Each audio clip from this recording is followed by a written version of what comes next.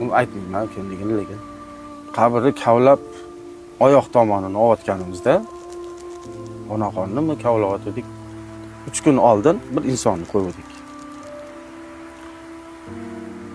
Keyin oyoq tomoni olinadi endi. Oyoq tomonni o'yib 30 sm, 40 sm kavlab o'tganda hali qo'shnining ovozi haqiqatan men ana televiziyalardagi ko'ramiz-ku.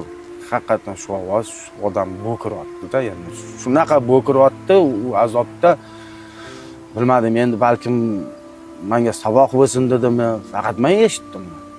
Yer talashgan. Men keyin surishtirdim, to'g'risi, u yerdan borgandan keyin yer talashgan ekan aka-uka. Men sekin surishtirdim, qiziqdim, qani nimaga bu?